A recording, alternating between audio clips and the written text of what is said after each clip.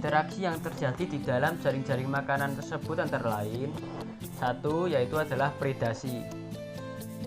Predasi adalah bentuk interaksi makan dan dimakan ketika suatu spesies memakan spesies lain. Dalam jaring-jaring tersebut, predasi terjadi antara tikus yang memakan ular atau burung hantu atau kucing hutan, lalu ada kelinci yang dimakan kucing hutan atau jakal, kemudian ada kambing yang dimakan oleh jakal atau singa, lalu kelinci yang dimakan kucing hutan atau jakal, singa yang memakan jakal atau kucing hutan, ular yang dimakan elang. Yang kedua, adanya kompetisi. Kompetisi adalah bentuk interaksi antar makhluk hidup atau organisme yang saling bersaing untuk bertahan hidup. Misalnya bersaing dalam mendapatkan makanan. Kompetisi yang terjadi di dalam jaring-jaring makanan tersebut yaitu kambing, kelinci, dan tikus yang saling bersaing untuk mendapatkan makanan yaitu berupa rumput. Lalu ada burung hantu dengan ular yang berkompetisi dalam memakan tikus. Interaksi yang ketiga yaitu adalah simbiosis netralisme. Simbiosis netralisme adalah simbiosis yang terjadi antara dua makhluk hidup di mana dua makhluk hidup tersebut tidak dirugikan ataupun diuntungkan.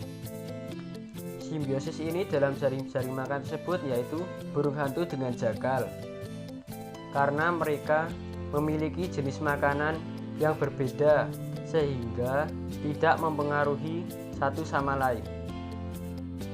Jaring-jaring makanan adalah kumpulan dari rantai makanan yang saling terhubung tumpang tindih dalam sebuah ekosistem. Yang pertama, produsen. Produsen adalah makhluk hidup yang menghasilkan makanan sendiri, seperti tanaman yang menghasilkan makanan melalui fotosintesis, yaitu tumbuhan atau rumput. Yang kedua, konsumen tingkat 1 atau konsumen primer adalah konsumen yang langsung memakan produsen, seperti kambing memakan tumbuhan rumput, yaitu kambing, kelinci, tikus.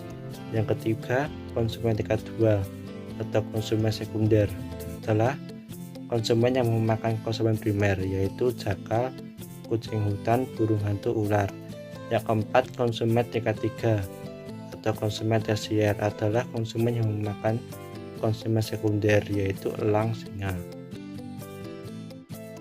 Saya akan menjelaskan daur biogeokimia, yaitu siklus sulfur atau daur belerang. Apa itu siklus daur belerang atau sulfur itu? Siklus belerang seringkali dikenal dengan siklus sulfur, yaitu suatu rangkaian perpindahan suatu zat kimia yang memiliki kandungan unsur belerang atau sulfur yang berada di permukaan bumi. Dalam lingkungan atmosfer, unsur belerang ini berbentuk gas yaitu SO2 yang berasal dari aktivitas serta pembakaran bahan bakar fosil. 2. Proses terjadinya siklus sulfur atau daur belerang. Pertama yaitu sumber air panas yang mempunyai kandungan belerang, aktivitas gunung api, dan dari hasil penggunaan suatu bahan bakar fosil yang ikut berperan dalam pelepasan sulfur dalam bentuk gas SO2 ke atmosfer. Kemudian gas dari SO2 yang sudah ada di udara selanjutnya mengalami proses oksidasi yang dapat berubah menjadi gas sulfat atau SO4. 3. Dampak sulfur atau belerang untuk lingkungan, yaitu 1. Dampak positif. Adanya belerang atau sulfur yang mana dalam skala industri dapat dimanfaatkan dalam proses pembuatan pupuk, kertas, fungisida, memutihkan buah kering, serta sterilisasi alat penghisap. 2. Dampak negatif. Selain dikenal dengan berbagai manfaat, belerang juga terkenal dengan dampak buruk untuk lingkungan sekitar, khususnya pada konsep pencernaan udara yang dapat mengakibatkan atmosfer. Jenis-jenis bakteri dalam siklus atau daur belerang. 1. Bakteri tipe Bacillus. Dalam proses siklus atau daur belerang, terdapat peran dari bakteri tipe Bacillus yang mana memiliki ukuran yang kecil, merupakan bakteri gram negatif dengan bentuk batang dan beberapa spesiesnya memiliki sifat motif serta memiliki flagel polar. Yang kedua, bakteri Desulfovibrio desulfuricans. Kelompok bakteri Desulfovibrio desulfuricans merupakan mikroorganisme yang masuk dalam kelompok sulfate reducing bakteri atau SRB. Fungsi serta manfaat siklus atau daur belerang. 1. Dapat membantu daun untuk lebih tampak hijau karena prosesnya dibantu oleh terbentuknya butir hijau daun. 2. Protein serta vitamin yang terdapat di dalam tanaman untuk ditingkatkan kandungannya. 3. Produksi anakan tanaman padi dihitung dapat menambah.